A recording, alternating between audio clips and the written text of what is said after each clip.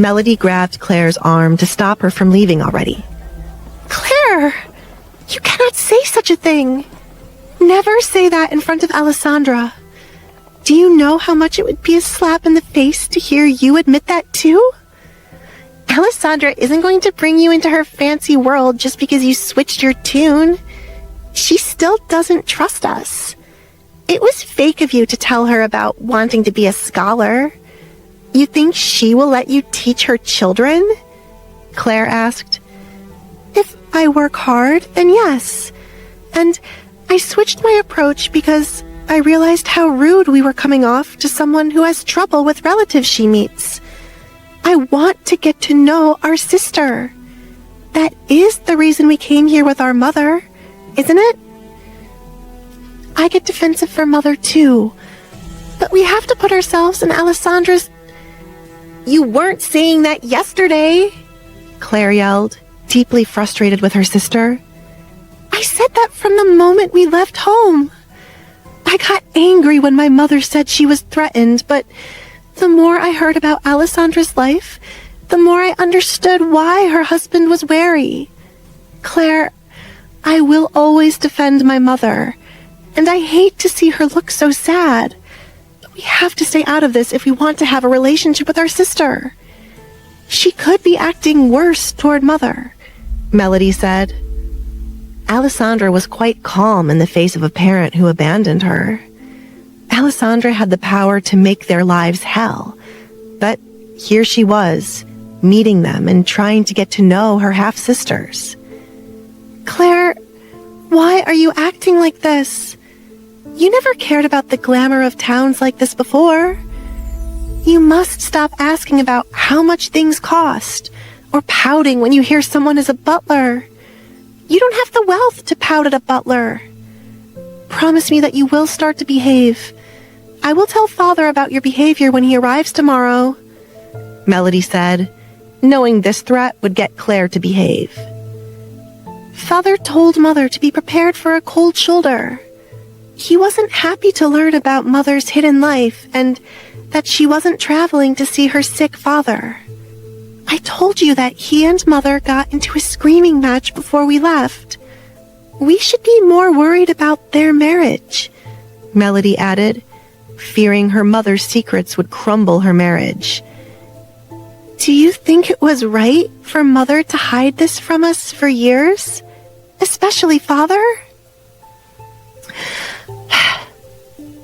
Claire looked off to the side. Of course not. I was angry with her too. I can't understand how hurt my father looked when the news arrived. I just don't like seeing Mother looking sad. I suppose I should stay out of it. It wouldn't be fair if you got a new sister and I don't. It might be too late for Alessandra to want to start over with me. It isn't. As older sisters, we write off your behavior as being bratty and annoying. You have to apologize for the way you have behaved. The looks and the side remarks, Melody said. I know, Claire muttered. Good, Melody sighed, glad this was over with.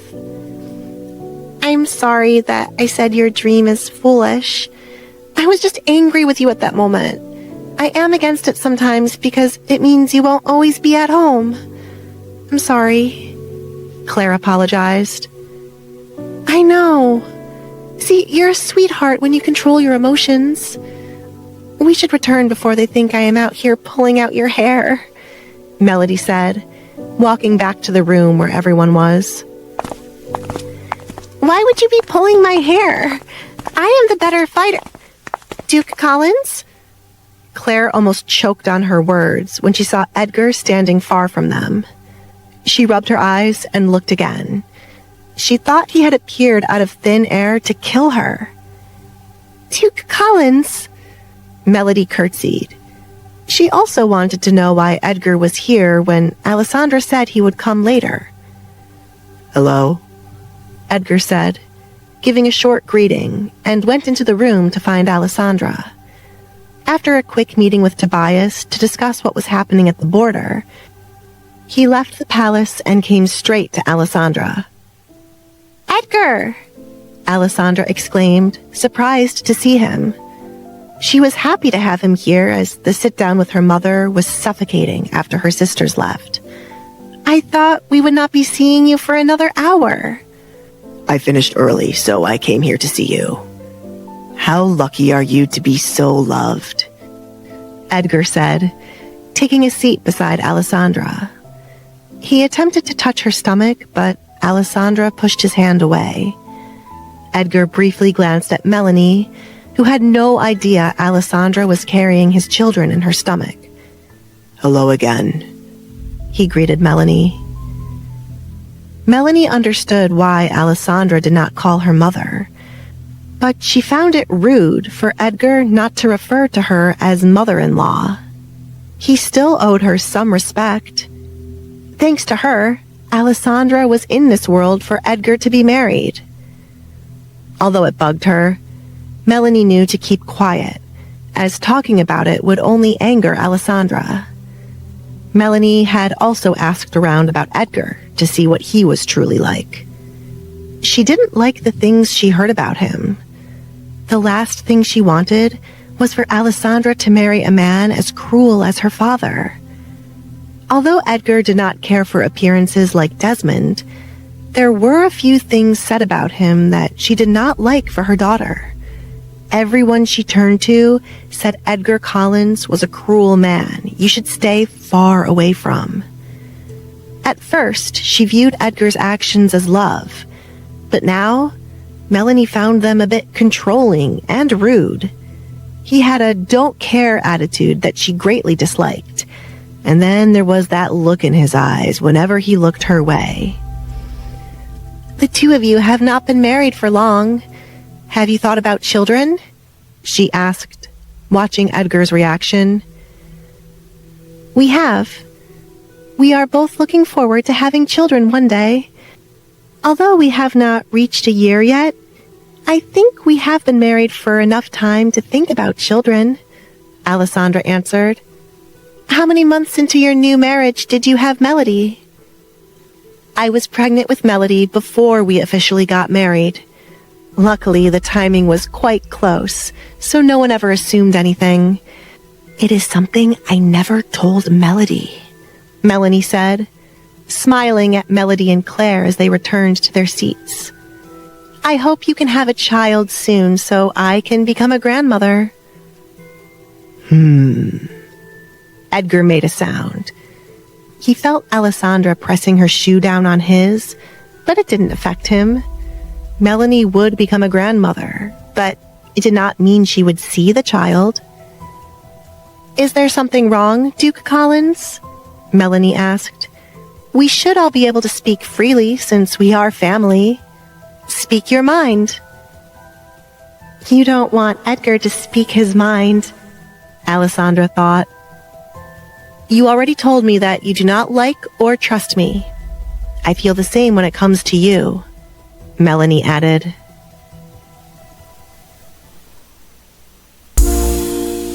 Reaching out to the other side of the table to hold Alessandra's hands. Alessandra slid her hand back away from her mother's touch. "I truly want to believe you, but I do not. If you stayed away while knowing where I lived all these years, why should you care now? I know there's a part of you that loves me, but you don't want to be here. At least we saw each other once more. It is best that we go back to not seeing each other. My questions were answered, and now I don't have to wonder about you." "Alessandra, I did not come all the way here for us to end like this. I can't..." Melanie paused, as she would be revealing too much. Her husband would not speak to her if he were to learn she had not fixed her relationship with Alessandra. Truthfully, Melanie wanted nothing to do with anything that reminded her of Desmond and the life before she ran away. Life was toying with her for making Alessandra take after her when it came to looks. She was looking at herself when she faced Alessandra. There was hardly a hint of Desmond in Alessandra's features, but it didn't change the fact that Alessandra reminded her of her marriage to Desmond. Melanie did wish she did not have to come back to this awful town. She did not want her new family to know about the one she had tried hard to forget. Life had been perfect up until this point. No one would ever be able to understand it unless they walked in her shoes. We are not leaving on a bad note. At least, I am not. I am satisfied with the short time we spoke to each other. You and I will never have a mother-daughter relationship. I feel uncomfortable around you, and many of the things you say rub me the wrong way. If your return was earlier, I would have welcomed you back, but I am at a point where I won't forgive easily, and I want to move on with my life without certain people in it, Alessandra said, taking a deep breath afterward as she let go of thoughts about her mother. It was strange for Alessandra. She could feel bad for and forgive Priscilla, who almost got Alfred killed, but her heart could not bring itself to be closer to her mother. Perhaps she needed time. Perhaps Melanie needed to stop acting like everything was supposed to fall into place at her whim. I still want to get to know my sisters, Alessandra clarified. That is, if they want to. I do, Melody answered. Alessandra not wanting to be around their mother did not mean it was the end of getting to know her sister. She could one day be the bridge to mend the broken relationship. I do too. Claire raised her hand, not looking in Alessandra's direction. She felt ashamed of her actions. Then we should plan a day for just the three of us to meet. I will take care of it. It will be awkward if I continue to stay, so I will take my leave. But please stay and enjoy the food. It will be our treat, Alessandra said, standing up with Edgar's help. She knew he was more than happy to leave. Mother, fight for her to stay, Melody whispered to her mother. This was the time for their mother to be declaring to Alessandra how much she wanted to work on their relationship. Why was she sitting so quietly while Alessandra was leaving? Do you not care? Melody accidentally asked out loud. Why did we travel all this way? So you can avoid being imprisoned? Melody, watch your tone with me and the words that leave your mouth, Melanie said, as Melody must have lost her mind to speak like this. Why are you letting her leave? You said you wanted to be her mother again. Make her stay, Melody exclaimed, frustrated with the fact their mother did not seem to care about her daughter walking away.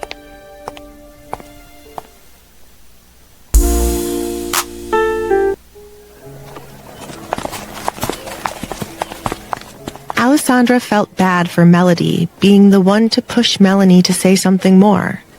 It was more proof that her mother truly did not care as much as she wanted Alessandra to believe.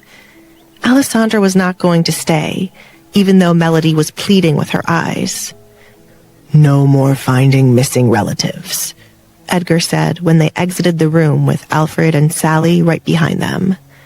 Melanie had completely wasted her second chance to act like a mother. I don't have any more missing relatives. Do you?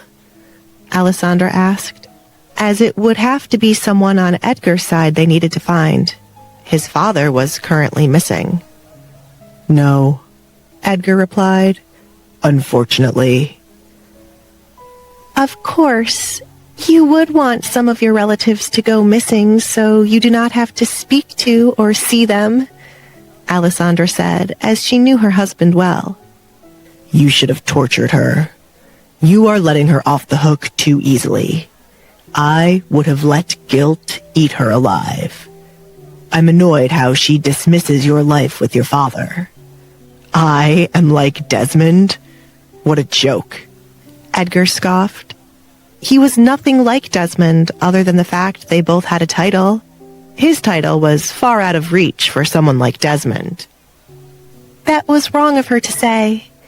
I would be somewhere standing around like a doll in William's home if not for you. She never thanked you for saving me, unless she did when the two of you spoke at the court, Alessandra said, hoping Melanie did.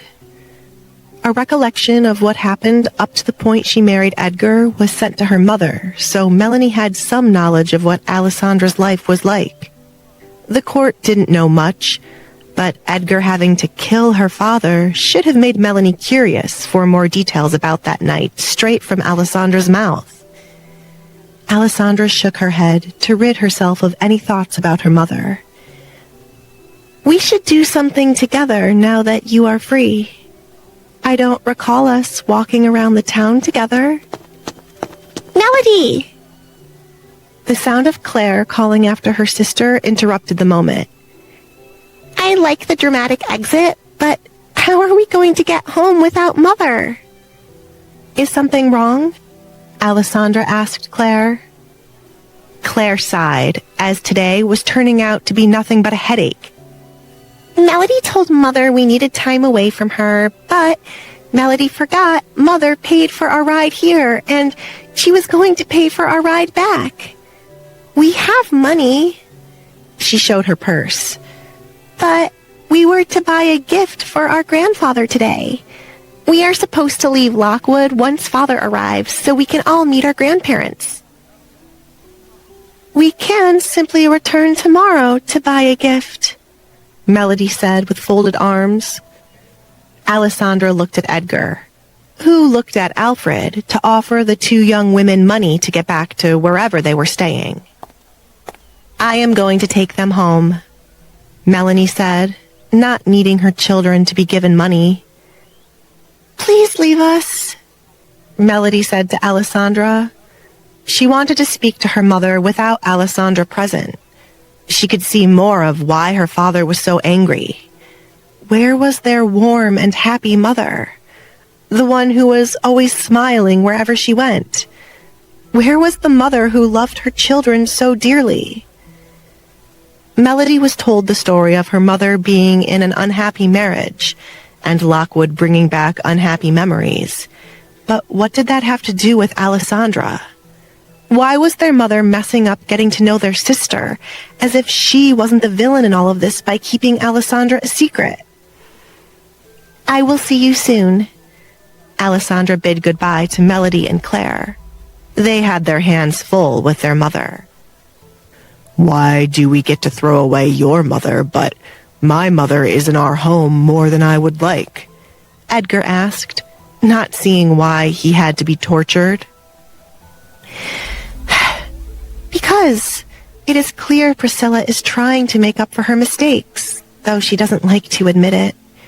She's been nice to me, and I don't mind if it is because of her grandchild. She's been sending me letters to offer advice, and once I caught her speaking with Alfred. Are you upset that Priscilla is in our home? Alessandra looked behind her and Edgar to ask Alfred. If at any point Alfred felt uncomfortable with Priscilla's visits, she would make them stop. Don't ask him that, Edgar muttered. Alfred was Mr. Peacemaker. Not at all, Alfred replied. She has been helpful with getting all that I requested from Edgar's youth. I have wanted the two of them to get along. So, you will ignore the fact she almost got you killed and Timothy died.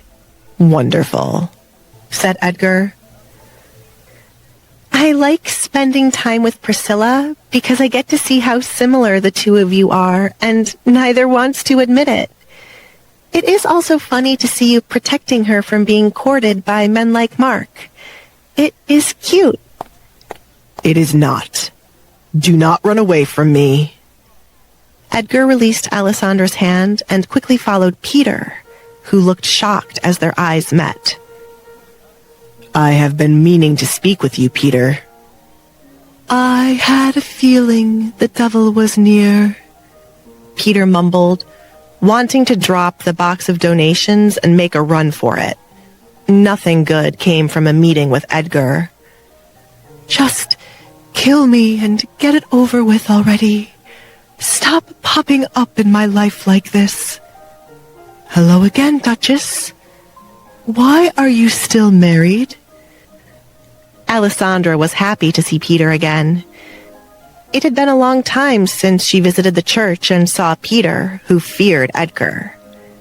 I am happily married, Peter. It is good to see you again. Are those children's books? She asked, looking into the box he carried. And clothes. The church received a big donation for children, so the priests are going around handing out a few things to those who need them. I should have passed up on this today. I had a bad feeling, but ignored it, Peter said, side-eyeing Edgar, who was the reason behind the bad feeling. I am a saint, Edgar said. Saint, my... Never mind. I have had enough of you nobles. Oh, Peter remembered something. I didn't think the two of you were in town, since I didn't see you at your sister's wedding, Duchess. I was the one to wed her to Marquess Simon. I am not close to my sister, Alessandra answered. This was the first time she had heard about Kate's wedding. Kate now officially had everything she wanted, so hopefully she was happy. I can see why. The two of you are like fire and ice, nothing alike. And that husband scared the hell out of me, more than Edgar ever has. I didn't think he had it in him. Peter touched his chest as the fright came back. Edgar was surprised to hear Simon had scared someone. What do you mean? He asked. He looked into my eyes, and for a moment, I thought he wanted to kill me. I got a cold sweat all over my body. You know, I lived a colorful life before becoming a priest. I met all sorts of dangerous people, so I know when someone is bad. He wasn't even paying attention in the middle of the wedding. Your sister better watch out that he is not one of those secret evil bastards who act differently at home. Lucky for you, you don't have to guess if Edgar is evil, Peter said, once again pitying Alessandra. Edgar found it odd Peter thought Simon looked like he wanted to kill him. When you heard about Simon, it was always that he was a loving man who liked peace. He was not involved in any big scandals and stayed out of trouble. However, there was a scratch on Simon's hand that Edgar was still concerned about. He was looking into the slightest details about the men he came across, after learning one of the girls had scratched the person behind all of this. After months of not finding the culprit, Edgar was following the smallest lead, even if it pointed him to nowhere.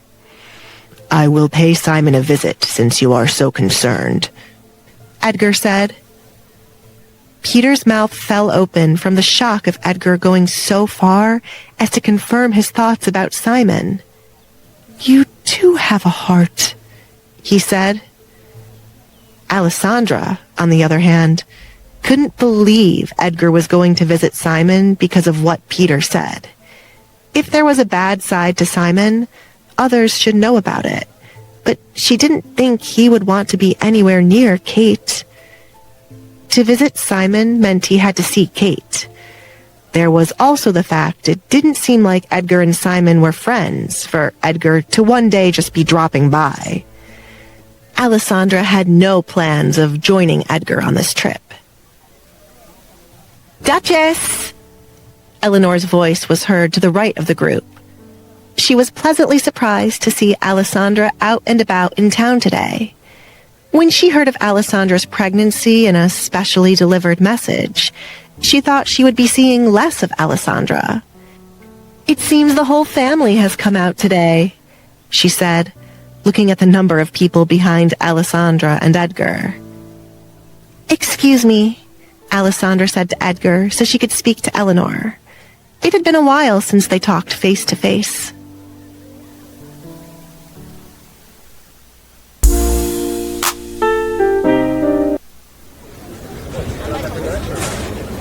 Has Simon ever visited the church? Edgar asked after Alessandra left to speak with Elinor. He has, because I heard the other priests say he makes a lot of donations. I feel like I have seen him before, but I do not know if it was when he came to make donations, Peter said, scratching the back of his head. It was quite a long time ago, but Simon's face was popping up in his head. If not for meeting a lot of people who came to pray daily, he would remember. Have you been making the list of men you hear young women praying about? You! Peter's eyes widened, and he looked around to see if any of his fellow priests were around. Do not say that at a time like this. I am not supposed to be doing such a thing. And the only reason I am is that you are blackmailing me. Young women come into the church and cry about young men all the time. You should have seen how many cried when the season ended. I have never seen so many unhappy, unwed women. If there is anything that is more than a young woman crying over not being married, send me a letter. You are doing this to keep them safe, Edgar said, reminding Peter why he was breaking the church's rule. I know. Makes me feel like I am one of the king's men. That didn't come out right, Peter muttered. Meanwhile, how is the future destroyer doing? Elinor whispered, referring to the child in Alessandra's stomach. Alessandra could not believe the names everyone was coming up with for the child she was carrying. They truly believed a child with Edgar's blood would bring trouble. Fine. I cannot wait for the months the doctor says I will feel the child moving around, Alessandra replied. Elinor was freaked out by the idea of the child swirling around in there. Pregnancy sounded weird the more she heard about it. She glanced at Alfred, who reeked of happiness like he was the father. And then she made the mistake of looking at Reed. She quickly looked away. Reed caused some trouble for Elinor the last time he came looking for her. She didn't know who spilled to him that her aunt had someone courting her. It could not have been Alessandra, and why did Reed even care? After one kiss, his whole attitude toward her changed. Now her aunt was asking about who Reed was and if he was courting her. Her aunt could pass out at any second from thinking two men were fighting for her niece's attention. What is going on between the two of them? Alessandra wondered, as she noticed Elinor looking away from Reed, and Reed who kept staring at Elinor. Reed and Elinor were acting like there was more to the kiss they shared a month ago. Alessandra didn't want to meddle, but she did not want Elinor to start avoiding her in order to avoid Reed. Heather was already hard to see now, as Alessandra knew a certain Carson recently asked for help decorating his home. Heather might be decorating her next home without realizing it. "Oh, Erin!" Alessandra called and waved to the dressmaker, who was heading in the opposite direction with dresses in her hands. "Erin?" Alessandra frowned as Erin looked at her and quickly turned her head as she walked away. "What was that?" "That was odd," Sally commented behind Alessandra. It wasn't that long ago Erin was delivering a new dress for Alessandra, so why was Erin avoiding her now? Oh, right. She used to be your personal dressmaker. She must be ashamed to face you after all the drama recently, said Elinor. Alessandra had no clue what Elinor was referring to, so she asked, "What drama?"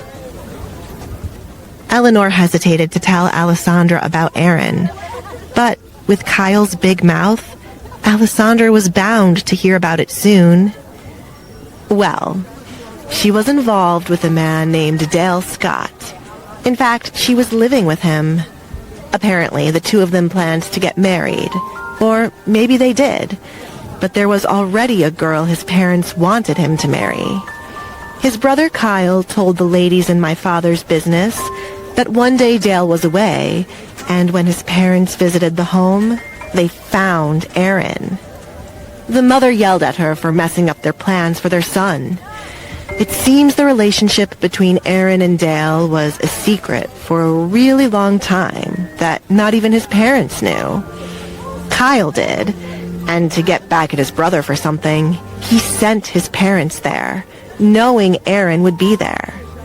I heard Erin did not return home because her mother wants nothing to do with her, so she is staying at some inn and uses the room to continue making dresses. The town isn't aware of this yet. Alessandra didn't understand how Erin's life had flipped upside down since the last time they saw each other, and why Erin was avoiding her. She knew about Erin's relationship with Dale and would try to cheer her up about the situation. By now, Erin and Dale's relationship should have been known to both parents. Alessandra understood why Erin didn't tell her parents before, but now she had money of her own to not fear her mother cutting her off. Honestly, Alessandra forgot Erin planned to get married. Alessandra never understood why Erin and Dale were taking so long to get married when they started to live together. Erin had plans to marry Dale in the middle of the night without her parents knowing, but it was pushed back over and over again. "Is this Dale a good person?" Alessandra asked, as up to this point, Erin still did not introduce him like she said she would. "Sort of. His brother is a pain in the ass, and Dale has his days, but who are we to question the man she fell in love with? I'm sure Dale is a wonderful man to her. What they need to do is calm down his parents and get married before this news hits the town. It won't be long before it leaves the red light district. See, this is why I wish to remain single. Too much conflict, but it makes for a good book," Elinor said, making a mental note to add a similar situation into her next book. "You have not sent me the book you sent out a while back. It was sold out before I could find it. Alfred also wants a copy," Alessandra said. "I am a fan," Alfred said, eager to see where the story would continue. It was filled with mystery and drama to keep him wanting more. "Thank you.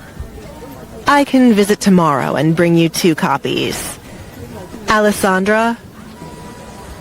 Elinor tilted her head to try and understand the scene not too far away from her and Alessandra. "Why does it look like that priest will pass out any second? I don't think the Duke should be smiling when the priest might faint." "You've met Edgar many times, Elinor. You should know he likes to see people tremble with fear. Please join me." Alessandra hooked her arm with Elinor's so they could leave before witnessing a potential death.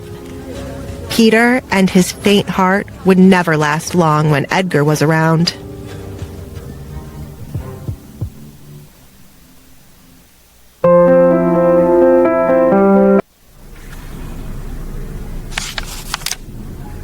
"You don't look happy, Kate.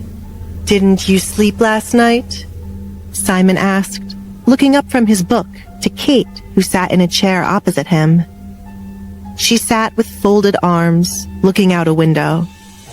"You continue to surprise me with how calm you are.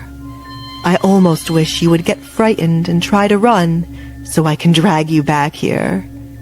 Go on, I will give you a head start. Kate dug her nails into the arm of the chair she sat in. That is not funny. I wasn't joking. I'm quite bored these days. I should take someone again, Simon sighed. Kate relaxed her hands as she was curious about something. How do you pick who you will take next? She asked. Getting interested in the family business, are we? I simply stand back and watch for a few days. Lockwood is full of so many young ladies like yourself, so I don't have to look for long. It helps that a good handful of you do not pay attention to your surroundings, Simon replied. Kate mustered up the courage to ask, Do you work alone? Simon snapped the book shut. What is with all these questions? Are you gathering information in hopes of one day getting out of here? You are, he commented after noticing her tense up. She underestimated how good he was at reading other people. Don't worry, I am not mad at you. Kate didn't believe he was not angry. Don't look so worked up. I was starting to think you didn't have a heart. To want to expose me one day means you do. I'm messed up, but you're another kind of messed up, said Simon. Kate wished he would stop comparing the two of them. I told you, we are not alike. When will you realize it, I wonder? I love torturing women. You love torturing your sister. So much so that you are putting up with this to ruin her life. Somehow you think it is normal. At least I am aware of what I am doing. Doesn't that make me better than you? Simon asked, believing it to be true. I have not killed anyone. It's boring to have this conversation with you, Kate. Should I spread what you told me about your sister's face? When the people of this town hear what you've done, their words will help you understand just how not normal you are. Have you thought more about the man you want for Bella? Simon asked, standing from his seat to take care of the flowers in a vase. I told you, it's Randall, Kate replied, wishing the man bothering her mother would just disappear. She was going to make use of Simon as much as she could. Why are you so stuck on him? He's a criminal, but other than that, there's nothing exciting about him. I don't want to take someone just to save your mother. Besides, I am a little bit interested in the woman with no background. I hope whoever this Randall is exposes your mother's deepest, darkest secrets. Honestly. Simon plucked the beautiful flower and crushed it. I should bring your mother here with you. No! Kate yelled. Her mother should not have to face this hellhole too. She would rather die than allow that to happen. Why not? Your mother is the only person to match what I have done. Like I have hidden my true nature, your mother has hidden her past for years. No one can prove what she was before meeting your father. It's wonderful and clear evidence of where you got your skills from. Weren't you the one who kept telling me to think of her as my own mother? That's exactly what I am doing, and yet... You know this is not what I meant. I had no idea you were some insane bastard who keeps his dead parents around. I will not allow you to bring my mother into your sick, twisted games, Kate declared. Simon smiled and placed the crumpled up flower on the table before going toward where Kate now stood. Kate. He ran his fingers down her soft cheek. It was clear she was pampered her whole life. His fingers continued to move downward until he snaked them around her neck. Perhaps I have been too kind to you. How dare you tell me what I can't do? He tightened his hold on her neck.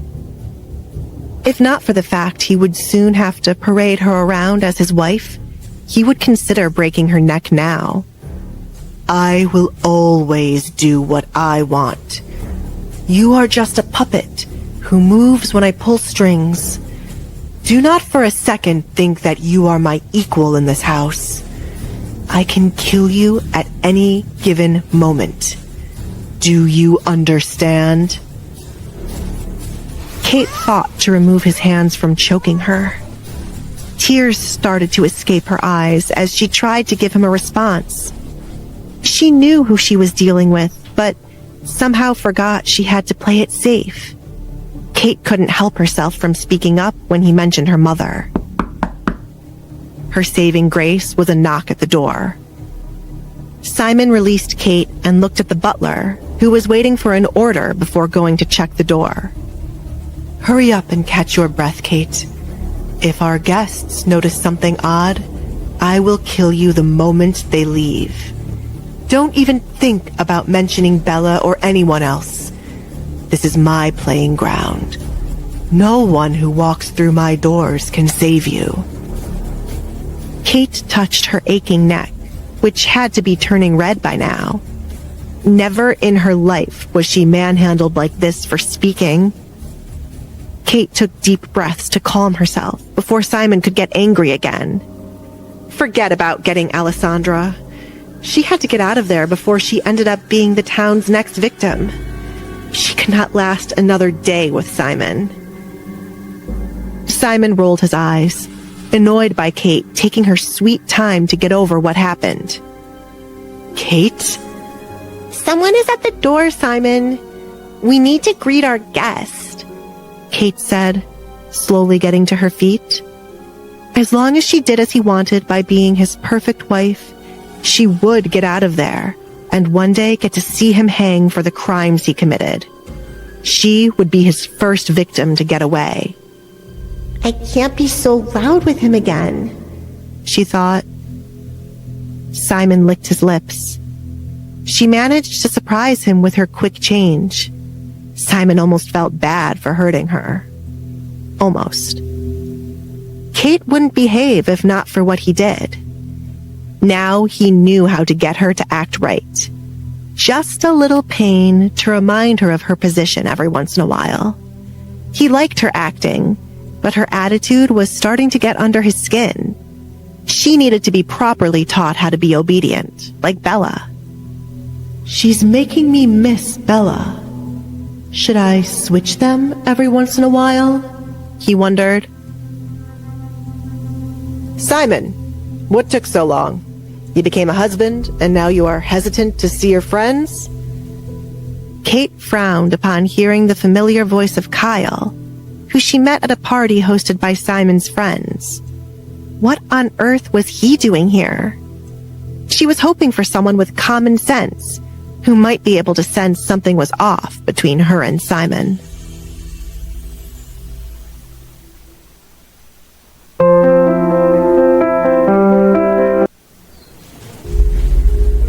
You know that is not the case, Kyle. Come inside.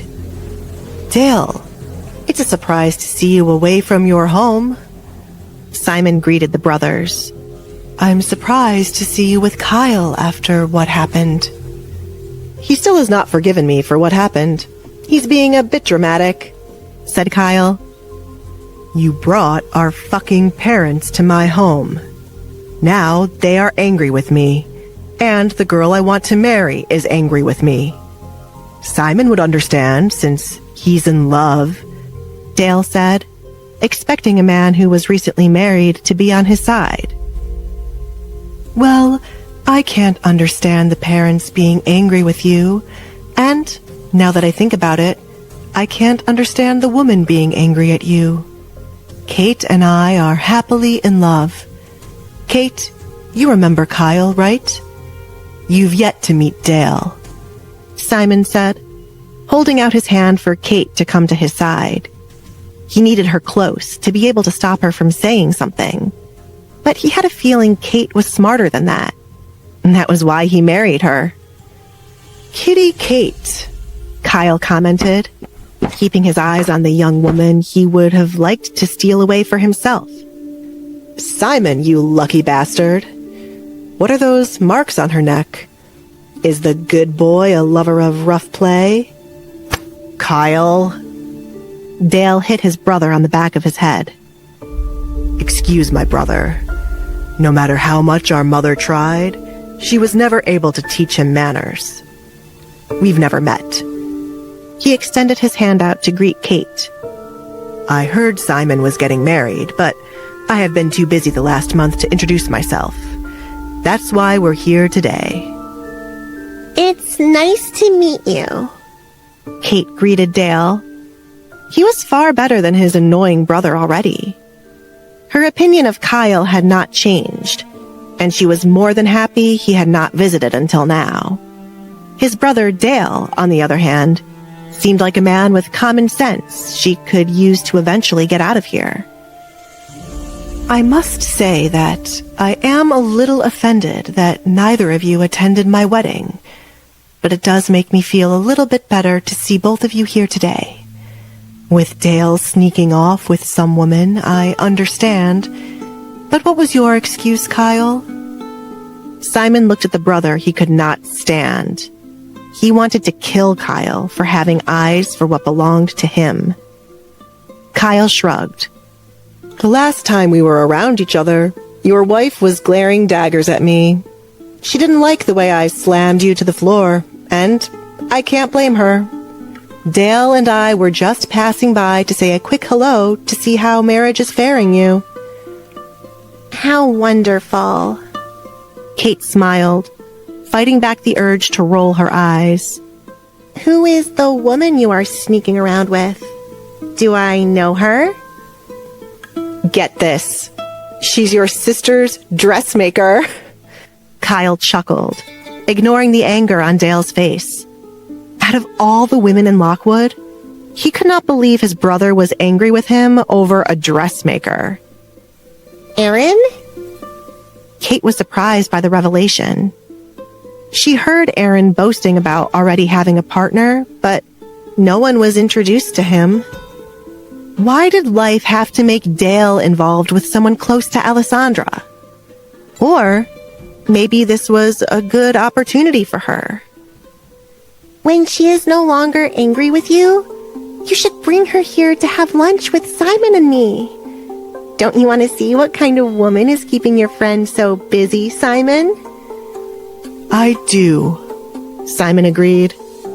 Only a special kind of woman was worth all the trouble Dale found himself in. The fact that this dressmaker was connected to the Duchess made her interesting already.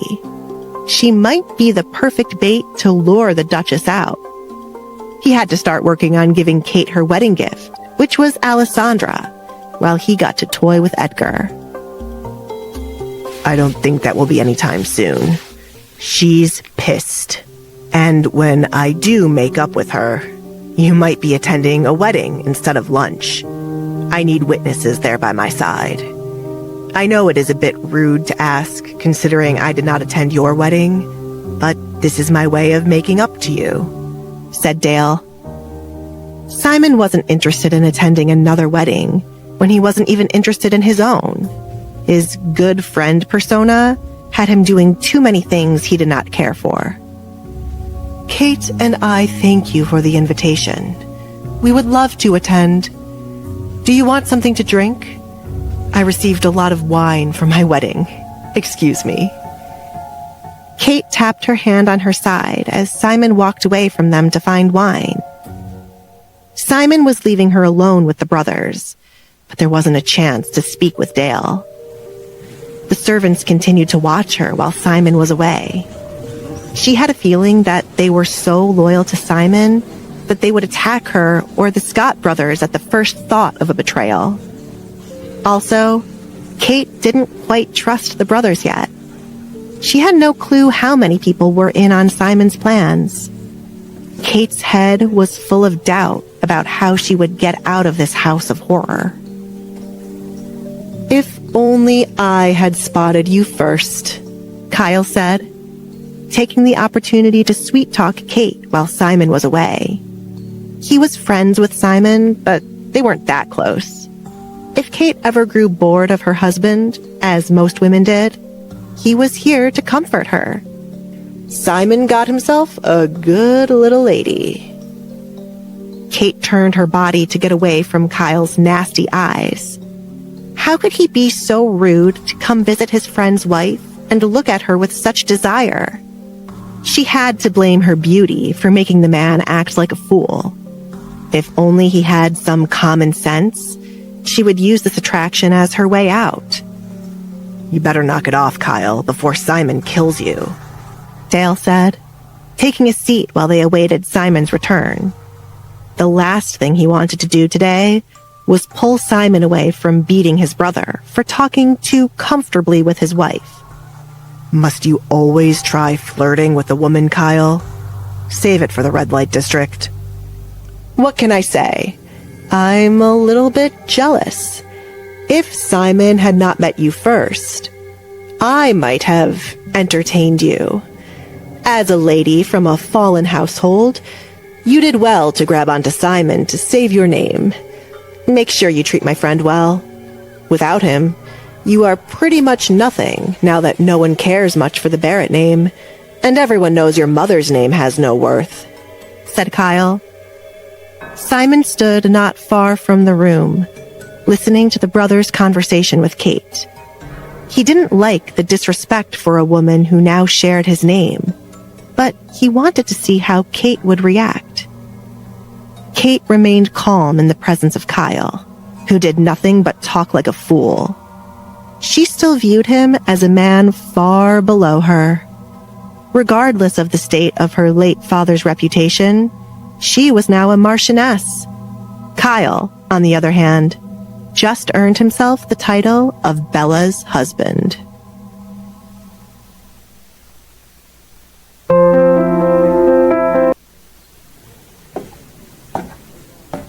I found it. Simon returned with a bottle in his hands.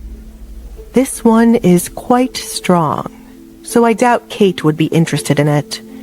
I told a servant to bring something light for you to drink, Kate. That isn't necessary. You should spend some time alone with your friend, Simon. Since Dale is a busy man with relationship problems, and Kyle is more interested in the red light district than meeting with us, have a moment with your friends. I welcome them to join us for dinner another day when they are free, Kate said. She needed a moment away from Simon. Simon didn't want her to be out of sight from him. Nonsense. Come on, Simon. I know it must be hard for you to pull yourself away from your wife, but it is time the men have a drink and talk. We won't be able to catch up with you when you become a father, which, by the looks of it, Kyle glanced at Kate's neck, is not far from now. Dale and I are not staying long anyway. Why bore your wife with our talk? Fine, Simon sighed. You can go. I will see you soon. Oh, I almost forgot. Since Kyle seems to be the only one here without a partner, I have a dear friend of mine that I would love to set him up with, Simon. She's a lovely young woman who would be happy to be set up with him. I'm sure marriage wouldn't be far off once they meet, Kate said with a smile at the end. She made her way out of the drawing room, knowing Simon was aware of what she was saying. Kate couldn't help it. Kyle was nothing but a bother to her. She wanted to make him shut up for once. Soon he wouldn't be as cocky as he was now when he realized the insane bastard Simon was. Others had to join her in this hell. Marchioness? A maid greeted Kate before hurrying off to do her tasks. That's odd. She's the first servant to greet me since I found out about Simon. Is she not loyal like the others? Kate wondered. She had to watch this particular maid to see if they could work together. There were a few maids who had the chance to go out in town on their days off, Kate would love to deliver a message to the town guards. Kate had not made it far from the drawing room, and she already felt the other servants watching her now that she was away from Simon. What exactly has he done to turn them to be like this? She thought. There was no way Simon had somehow hired an entire household of servants with the same sick, twisted mind as him. He must have threatened them. Kate feared how much he had threatened them. As no one made an attempt when they were out of the house to tell a town guard or even a stranger about what was happening in this house. If the servants took the chance to expose Simon, they would succeed, as everyone in town wanted the culprit to be caught, so the claims would be taken seriously.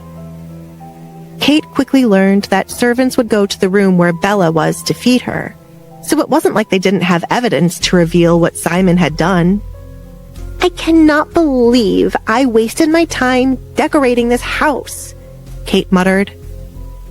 Instead of going to the bedroom she was meant to share with Simon, she went to a guest bedroom, as Simon had left his parents in their room to scare her. Even when they were removed from the room, Kate had no plans to ever sleep in that room.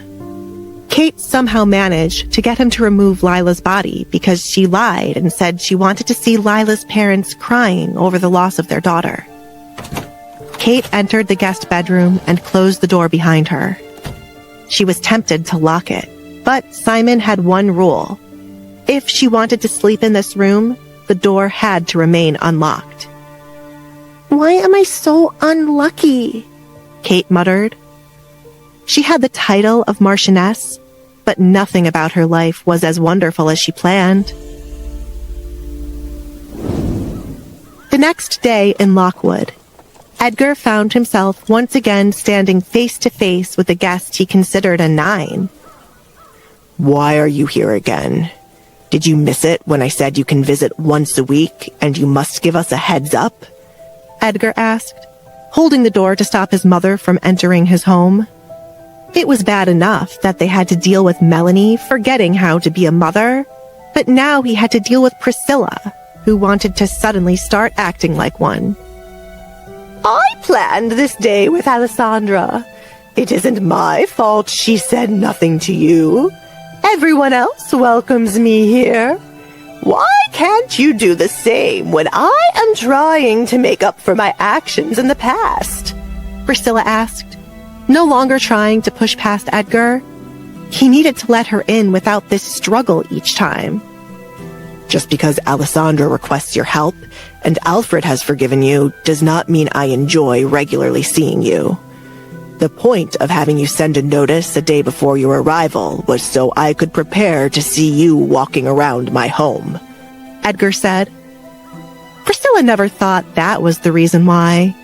She thought Edgar was just being petty and wanted her to do something extra when coming to his home to toy with her. I apologize. I will start sending a letter a day in advance.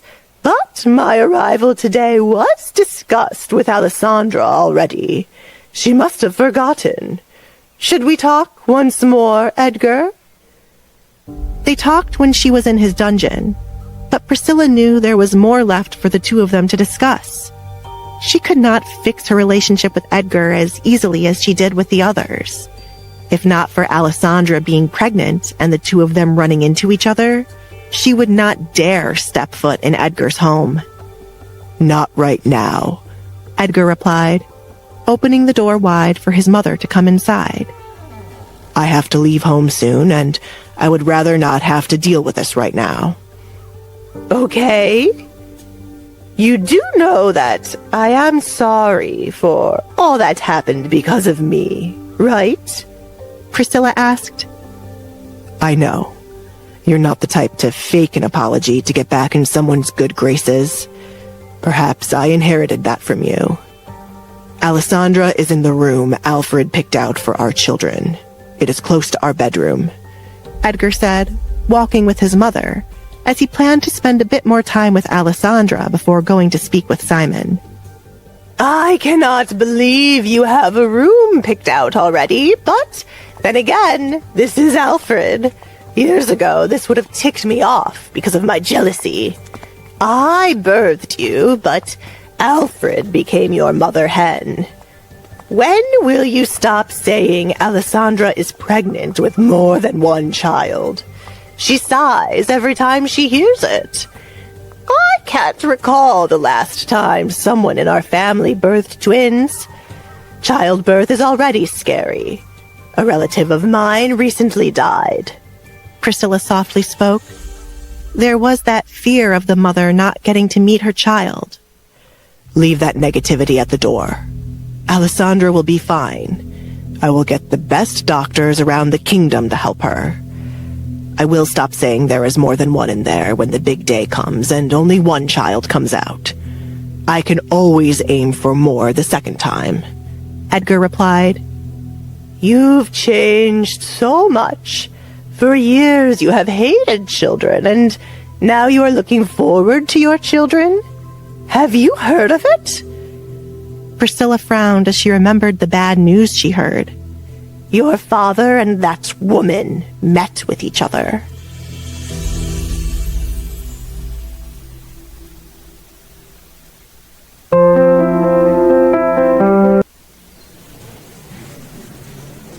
Why do you continue to listen to news about a man you are no longer married to? If he chooses to get back with her, it does not concern you. He is no longer your headache. Edgar said. It was my one request that he would not meet with her. He couldn't do that much. It's hard to not hear news about him in this town. Would you be able to quickly move on if it were you and Alessandra? I'll stop you right there. Alessandra and I won't have that problem. We have no issue in our marriage at the moment, and I don't foresee one in the future. It is outsiders who ruin our fun. Move on from him. Start entertaining someone who would piss him off, if that is what it would take for you to feel even. Edgar suggested. So, Mark, then? Priscilla replied, enjoying the frown that quickly appeared on Edgar's face. He's recently sent me flowers. I've known him for years, and he has a good background. That man wants to die, Edgar muttered. He warned Mark enough times to stay away from his mother. Stay away from him. I will help you find someone else. Oh, so I can't step into your home when I want to, but we're comfortable enough for you to pick out a man for me? Especially after you've denied my help to find you a wife over the years? Priscilla called out Edgar's hypocrisy. Edgar disowned her as his mother more than a month ago, but he was still quite protective. I won't be pushy like you were. If you're going to continue to be around me, I have to be able to stomach the man you pick, or you could simply stop visiting. Besides, Mark is only courting you to piss me off. There are other single men with good backgrounds suited for you. Unlike you, who would push young ladies not suited for me, I know the partner you need. I've paid enough attention over the years. Edgar replied. Really? And what kind of partner is that? Priscilla asked, intrigued by what type of man Edgar would set her up with. They weren't around each other enough for him to know what she needed. Obviously, someone who puts you first and loves you. You should probably start with those whose mothers are dead. Edgar said, as she didn't need another rose in her life. He was still on his mother's side when it came to her marriage to his father. Am I not evil in your eyes? You wouldn't ward men away from me? You've become tamed compared to other years, and when you would bother me or Alessandra. You are not an angry person anymore, so I have no reason to warn men about you. If father can have his happy ending after the crap he put you through with that woman, you can find your happiness too. So you can stop visiting my home. Edgar muttered under his breath. I heard that, but thank you. Still, I can find a man on my own, but if you see me talking to someone you know is only trying to get a piece of my wealth, a warning would be nice. If he has secret children no one is aware of, or there's another woman in his life, I would appreciate your help with that, since nothing slips past your ears. It is surprisingly pleasant to speak with you, Priscilla said. She could not remember the last time they had a conversation without bickering. She was finally starting to feel like a mother around Edgar. Before, they were like strangers who fought a lot. I am pleasant to speak to when no one is annoying me. Your lovely husband is back, Edgar said as he entered the room where Alessandra, Sally, and Alfred were. Odd. I didn't notice you were missing, Alessandra joked. Thank you for coming again, Priscilla. We were looking through the books from Edgar's youth and the portraits of when he was tiny. I have a few more portraits of him if you desire more. Most of the portraits have Edmund in them, so I have no use for them. When will you get portraits done of you and Edgar? You should have one done before your stomach becomes bigger. I noticed you didn't even have one for your wedding. What do you think about getting a wedding dress made specifically for a portrait? The two of you had such a boring wedding. Priscilla sighed, trying not to think much about her son getting married in the middle of the night. We were supposed to get portraits done, Alessandra said, only now remembering she forgot to go through with it. It had gotten lost in all the talk about not changing furniture when Rose was here. Alessandra wouldn't change the way she got married to Edgar, but it would be nice to dress up for a wedding portrait. Alfred and all their friends could dress up for one big portrait, and then they could have dinner afterward. It was good timing since she now had two little sisters who could potentially join the portrait. You already have a portrait of yourself, Alessandra. Have you forgotten the one you made for my birthday? I can bring it out now, Edgar said, referring to the portrait of her with a lack of clothing. He had it somewhere safe for his own eyes and would never show it to anyone else, but it made for a good moment to tease her. Priscilla covered her face with her hand. She didn't need any details of what this portrait looked like if it concerned Edgar's birthday. And then there was a sheer look of horror on Alessandra's face. Edgar, behave, Alfred saved the moment. I am, Edgar replied, going to Alessandra's side, despite the fact she looked like she wanted to murder him at the moment. I wouldn't mind getting dressed up to create a wedding portrait with you. Still angry? How about you paint a portrait of me naked, with me as the model so you can tease me about it later? You are too confident with yourself to be teased by that. Never mention that portrait again, or I will find it and burn it, Alessandra whispered, and pinched Edgar's hand as a warning. She had no idea where he had hidden it, but she made a mental note to search and hide it from Edgar. Are you still planning to visit Simon's home? I am against it if you are.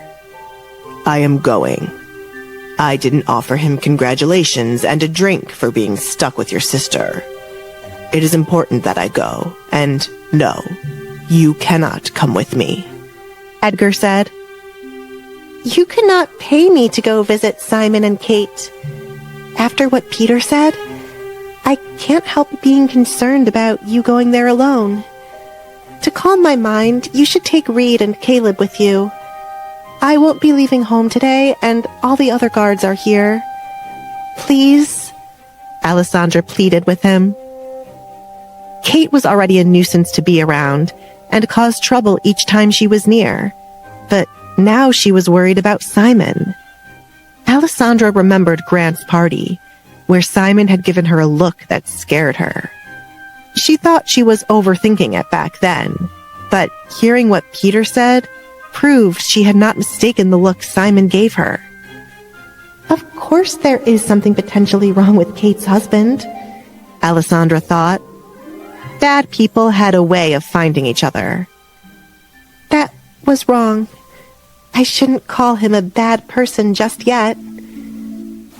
Edgar rubbed the back of Alessandra's hand to calm her nerves. If it will ease your mind, I will take them. I will need a guard to keep your sister away from me, he said. In case there was something off about Simon, Edgar could use 2 people he trusted by his side. Since Edgar was listing Simon as one of the men who could be behind the missing women, he knew to be careful. But this visit was not supposed to end in a fight.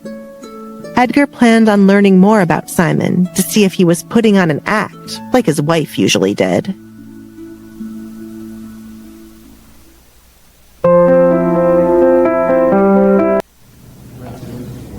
Your family is causing quite the stir in town, Alessandra. Melanie, who everyone thought was dead, has returned. You should avoid attending gatherings for now, as they will pester you with questions about your mother. Let her deal with their questions, said Priscilla, not wanting Alessandra to be overwhelmed with questions so early in her pregnancy. As someone who was once around Melanie in the past, and somewhat believed the woman was dead, Priscilla was surprised to hear Melanie was finally back. What was it like to meet with her? Are the 2 of you close now? Priscilla asked. No, and I don't see us being close anytime soon. I do have 2 sisters, and I am trying to convince Edgar to let one of my sisters teach our children in the future, Alessandra said and smiled to convince Edgar to do it. Edgar looked away from her face since she wasn't going to get him with her smile. No, he denied it once more. Nothing about her sisters from the 2 meetings they had convinced him to let either one teach his children. She will be studying and finished by the time our children are ready for a tutor. We just need to give her a chance. I don't know why I am even pleading with you when it is half my decision to make. As long as Melody brings no trouble to us and she studies hard, I would consider her in the future. It is final, Alessandra said, leaving Edgar's side to look at more books. Edgar sighed, not interested in arguing about her sister. We will deal with this later on when the children are born. Try not to find yourself in trouble while I am gone. Do not let her stand around in this room for so long, he said to Alfred. I am not that pregnant. I can stand for a long time, Alessandra muttered. Weren't you crying this morning after you vomited about not wanting to be on your feet? Were you just mentioning random things that came to your mind? Edgar asked, needing an honest answer, because the things Alessandra did or said recently were starting to confuse him. I will see you in a couple of hours, my little crybaby. I don't like that nickname, Alessandra sighed, shaking her head at Edgar. Be safe, she yelled as he left the room. Edgar left the bedroom and went downstairs to first find the twins to get them to join him on his trip.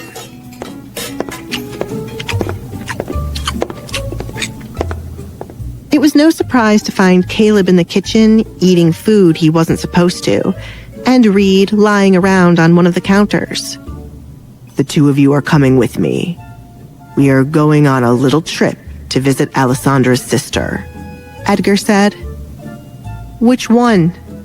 You have to be specific now since she has 2 more, Caleb replied, snatching up a shiny red apple to take along with him.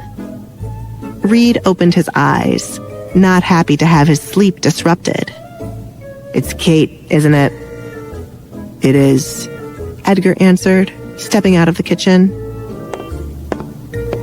Kate, why the hell are we visiting her? Are you ill? Caleb asked, worried Edgar had forgotten about the bad blood between Alessandra and Kate. Does Alessandra know about this? Reed got up to follow behind his brother and Edgar. Are you trying to insinuate he is going behind the Duchess's back and meeting with her sister? Reed inquired, trying to get his brother in trouble. No, Caleb exclaimed. Edgar sighed and stopped before he could reach the front door. Why do I bring the two of you anywhere when all you do is irritate me? Think of it as us preparing you for when your child comes.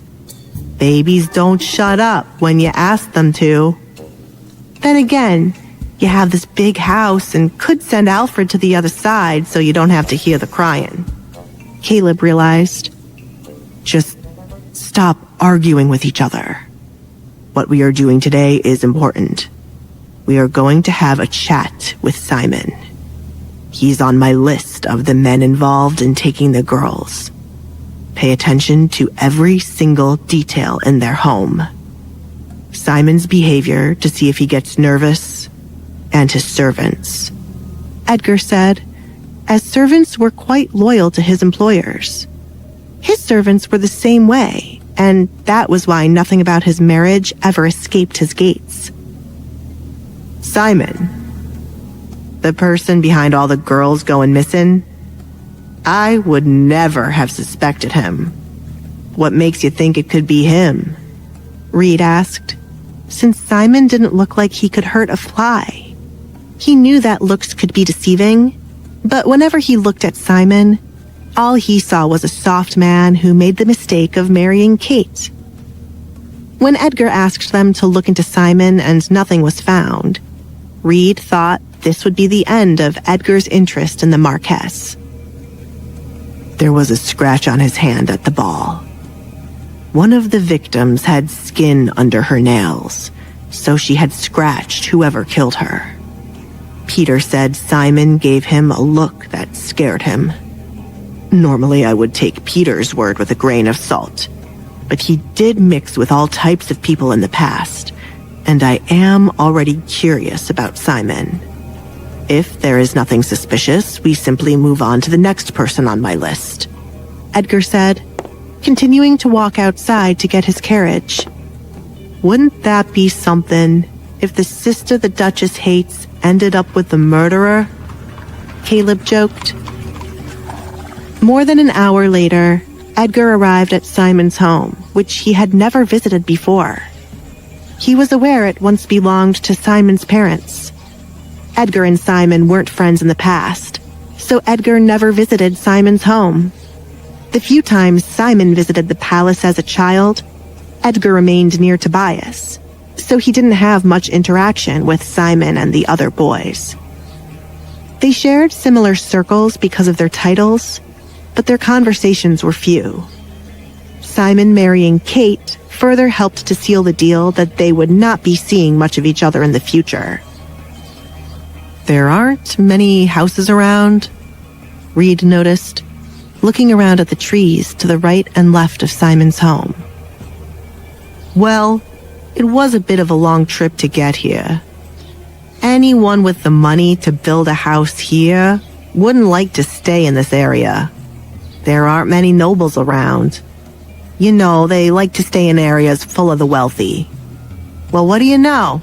He's like you, Duke. He likes being far away from others, said Caleb. We are nothing alike, Edgar replied. When would others stop comparing him to people who could never match up to him? What about the two of you marrying half-sisters? I will just shut up and knock on the door, Caleb added when Edgar glared at him. While Caleb knocked on the door, Reed looked behind them at the servants by Simon's gates, who easily let them in. Why does he have regular servants doing a job meant for guards? Reed thought. The reason most nobles had gates and guards at those gates was that they were always targeted by thieves who liked to steal their wealth. Guards were meant for protection. Did Simon have no fear? How could servants defend Simon's gates? Do his servants have some sort of combat training? Reed wondered. Duke Collins. What a pleasant surprise. Simon opened the door. What a lucky man he was to have Edgar finally noticing him. Come inside.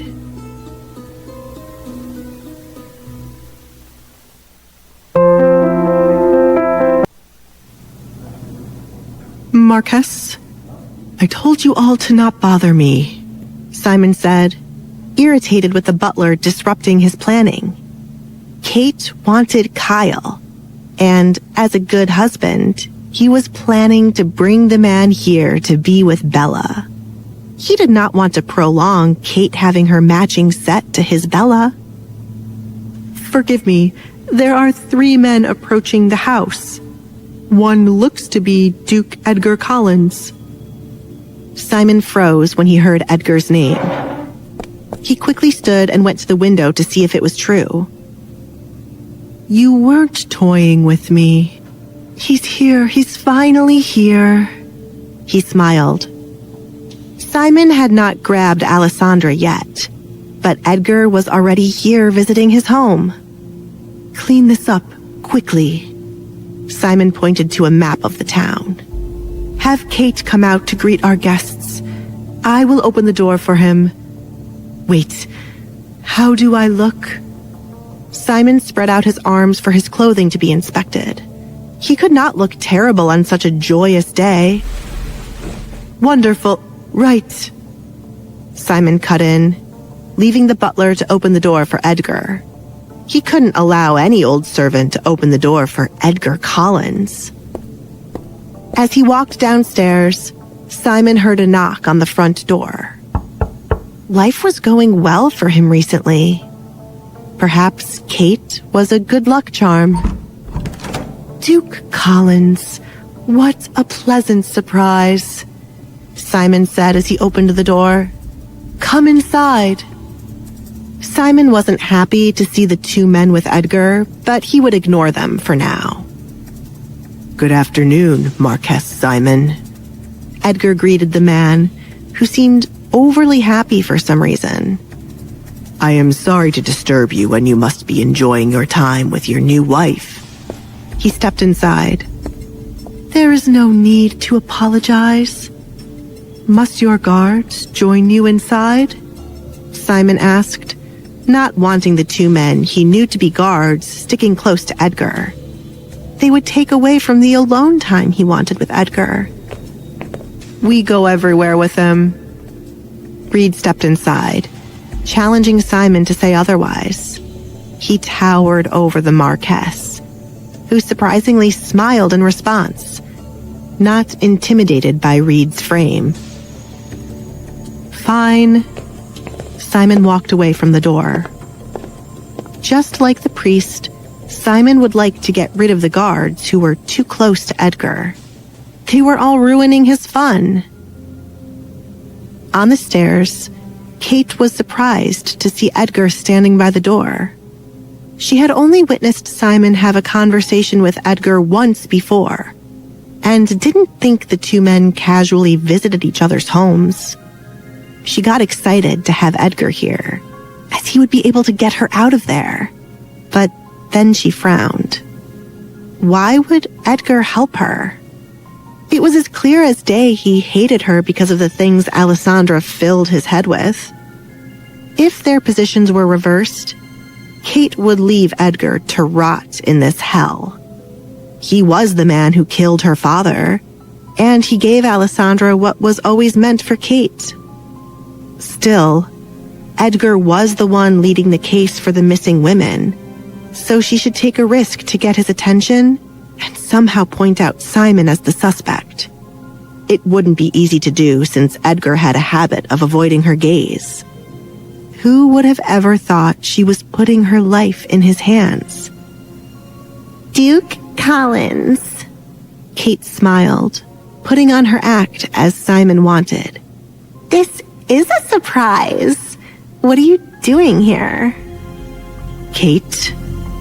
Simon gave her a look, the ending was not necessary when Edgar didn't need a reason to come here. He was always welcomed here.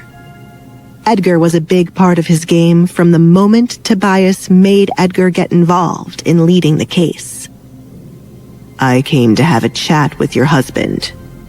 Caleb here. Edgar placed his hand on Caleb's shoulder.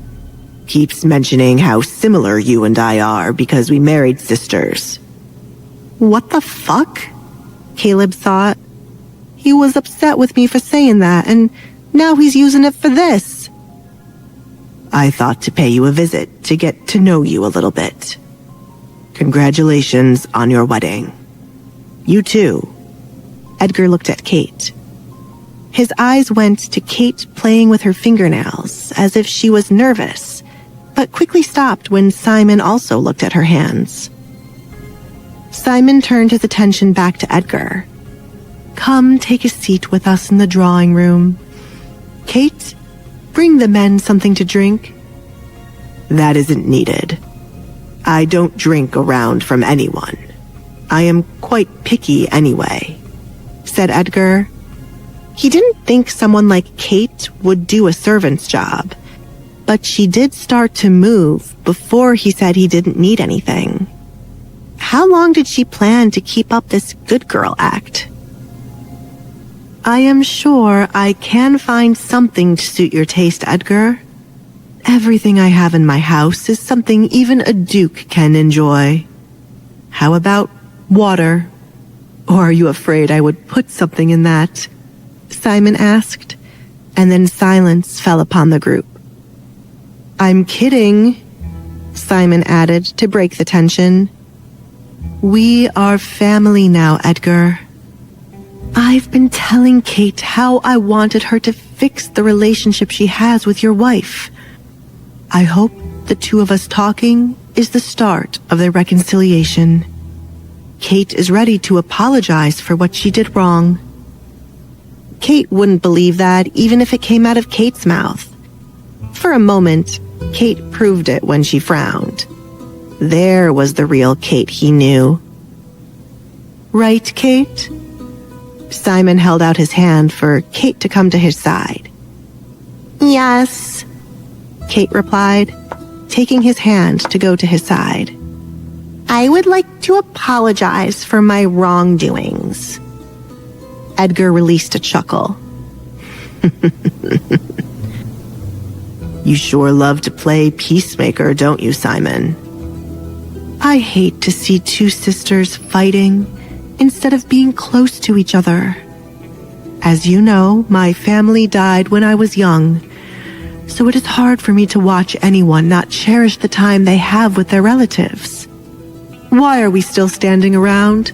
Come, sit down, Simon said, leading the group to the drawing room with Kate by his side. Edgar and Reed shared a look, as if picking up on the same thing. Edgar looked around the house as he followed Simon to the drawing room. To the right of them, he noticed a servant girl peeking at what they were doing, and when their eyes met, she looked away. Despite servants walking around the home, the house was awfully quiet on the inside. Certainly Simon had not found a better butler than Alfred who could keep his house so quiet. How is married life treating you, Simon? Edgar asked, entering the drawing room and sitting down opposite the couple. Despite the odd feeling he got from Simon's house, what was strange to Edgar was Kate. He expected her to be boasting about her new life already. Instead, he felt her burning a hole through his head with her gaze. It is better than what others said it would be like. Kate and I are happily in love, Simon answered, squeezing Kate's hand. Your mother must be happy that you are finally out of the house, Edgar said, finally turning his attention back to Kate. She is, but I worry about her being all alone at home since I've been married. I can't wait to see her again. I always view you and your mother as an inseparable pair. You have not seen her since you got married? Edgar asked, finding it odd. With Katrina's title stripped away, she should be hovering around Kate to attach herself to the Marchioness daughter. Kate hesitated for a moment, but then knew what to answer to avoid angering Simon. Well, I've just gotten married, and I don't want to be away from Simon just yet. You seem to be hot, Duke Collins. Are you sure you do not want me to get something for you to drink? I suppose it is rude for me to not accept what the owners are offering. I've got something private I want to discuss with your husband in the meantime while you are gone. Simon, have you received your letter from the palace yet? Honestly, it is the reason I am here today. I am going around trying to get nobles to join me in looking for the missing women. Edgar changed his story, as it would never be believable that he came here to work on becoming family with Simon. While the two men spoke, Kate stood up and slowly walked behind the chair Simon sat in. She looked at Edgar, wanting him to notice her so she could mouth something to him. Edgar would not look away from Simon. Before Kate could exit the open space of the drawing room, she bumped into Caleb, who had moved from where he was standing before for some reason. She looked up at the tall man she remembered seeing behind Alessandra from time to time. Kate? Simon stood up to separate her from the guard who was too close to her. Help! Kate mouthed to Caleb and stood back before Simon could reach them. I apologize, Marquess. I was fascinated by the sword on the wall and almost pushed down your wife. Caleb awkwardly rubbed the back of his head. Simon narrowed his eyes at the clumsy guard, who reminded him of a child.